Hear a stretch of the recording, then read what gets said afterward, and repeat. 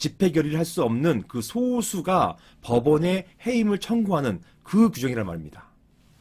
그래서 3항과 5항이 달라요. 이것만 기억하시면 돼요. 실무에서는 과연 집회 결의로 해임할 때는 여기 나와 있는 것처럼 부정한 행위, 그 다음에 그 밖에 직무 수행하기 적합하지 아니한 사정, 이런 거 없어도 된다는 것입니다. 잘해도 해임시킬 수 있다는 것이에요. 이것만 기억하시면 되고요. 사실 5항은 큰 실익이 없습니다. 왜냐하면 이런 해임을 청구하면은요, 소송이 걸리잖아요. 이 소송이 1심, 2심, 3심 계속되는 과정에서 임기가 끝나버린 경우가 많아요. 요즘 재판이 뭐 1, 2년 만에 3심까지 끝나는 경우 드뭅니다. 복잡하게 관리인의 어떤 부정한 행위나 이런 직무 수행하기 적합하지 않는 사정을 판단하는 데 있어서 신중을 기하기 때문에 보통 1심이 1년까지 갈 수 있어요. 그 다음에 2심, 3심 가다 보면 또 1년 넘어갈 수 있습니다. 그럼 이미 임기 끝난 거예요. 임기 끝나면 해임을 시키기도 전에 임기가 끝나기 때문에 큰 실익이 없어요. 그래서 이런 해임 청구 소송이 많지 않습니다. 왜냐하면 실익이 없기 때문에. 그리고 그 다음 규정을 보시겠습니다. 다음으로 관리인은 어떤 권한이 있느냐. 권한 한번 보실게요. 뭐 의무도 있긴 하지만 권한 한번 보실게요. 왜냐하면 여기 권한 범위를 물어보셨기 때문에 관리인은 다음 각호의 행위를 할 권한이 있다. 어떤 권한이냐. 고용 부분에 대한 보존행위, 이 보존행위를 독자적으로 할 수 있는 권한이 있어요. 자, 두 번째, 요게 법이 바뀌었습니다. 종전법하고 다 다른 게 2020년 2월 4일 법 개정으로 이게 시행이 2021년 2월 5일부터 됐어요. 1년 뒤에 된 겁니다. 이때부터는 고용 부분 관리 및 변경에 관한 집회 결의를 집행하는 행위, 요걸 할 수 있어요. 무슨 말이냐면 보존 행위는 독자적으로 관리인 독자적으로 할 수 있는데 고용 부분 관리 행위는 독자적으로 못해요.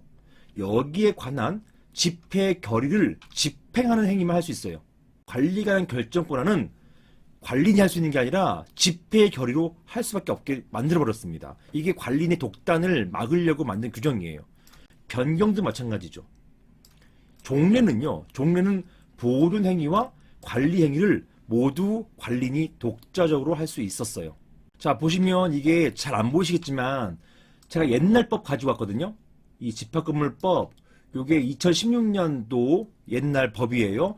옛날에는 이 법 개정 전의 법인데요.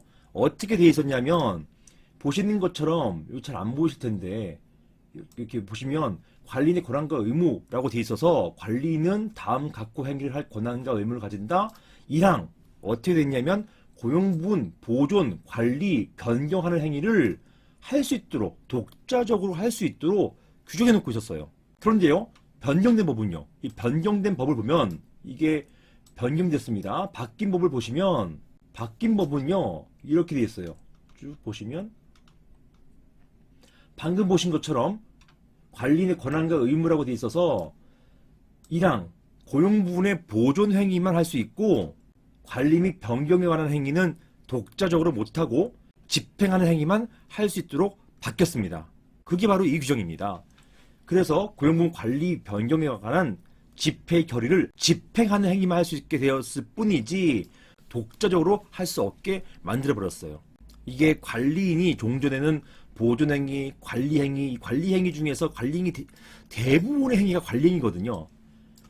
관리행위, 변경, 이 변경은 이제 대수선 공사하는 그걸 말하는 것이고 이런 행위들에 대해서 종전에는 관리인이 마음대로 할 수 있었는데 그것을 이제 마음대로 못하고 이런 것 하려면 집회의 결의를 반드시 얻어서 집행하는 행위로 할 수 있도록 그렇게 바뀐 것입니다. 이게 중요한 변경이에요. 이런 관리 행위 안에 질문하신 것처럼 위탁관리업체 변경이나 아니면 관리비 부과, 주차관리비 변경 이런 게 다 관리 행위 포함되는 것이죠. 자, 다음 보시겠습니다. 고용부문 관리비용 등 관리단의 사무집행을 위한 비용, 이게 관리비죠. 그리고 분담금을 각 구분 소유자에게 청구, 수령하는 행위, 그리고 그 금원을 관리하는 행위, 이런 것을 독자적으로 할 수 있다라는 것이고요. 이런 분담금, 여기에 그런 게 있을 수 있죠. 장기수선 충당금 또는 수선 유지비 이런 것들이 여기 포함될 수가 있습니다. 그리고 제3호 관리단의 사업 시행과 관련해서 관리단 대표해서 하는 재판상 또는 재판 외의 행위를 할 수 있게끔 되어 있고, 소음, 진동, 악취 등 유발해서 공동생활 평온을 해치는 행위의 중지, 요청, 이게 신법에 들어온 것입니다. 변경된 집합권법에서 들어온 것이에요. 또는 분쟁 조정 절차 권고 등 필요한 조치를 하는 행위, 이것을 할 수 있도록 권한을 부여했어요. 특히 소음이 중요하죠. 소음, 이게 층간 소음 이런 것들, 소음, 진동, 악취. 제가 최근에 상담하고 또 소송도 하는 것 중에 하나가 뭐냐면, 또 상담도 했었고 또 별개로 소송도 하고 있는 게 뭐냐면, 이 오피스텔 밑에 상가가 있는데 이 상가에 어떤 나이트클럽 같은 게 들어온 거예요. 그러다 보니까 항상 이 소음에 대한 다툼이 생겨요. 이런 다툼이 생길 때 이런 소음에 대해서 관리인이 이런 필요한 조치를 할 수 있는 그러한 권한을 부여한 것입니다.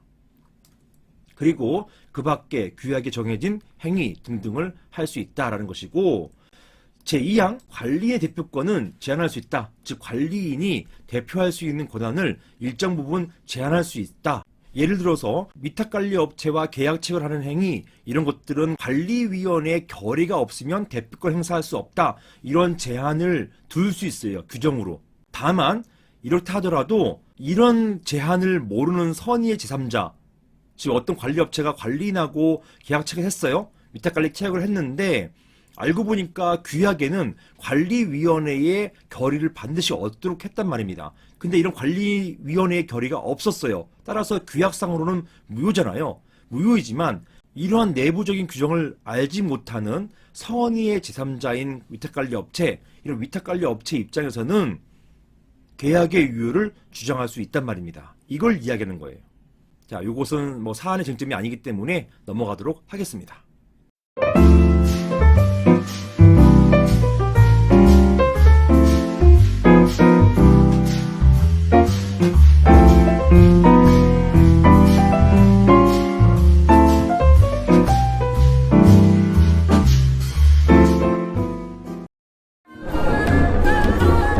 이번 역은 교대역 법무법인 라움입니다.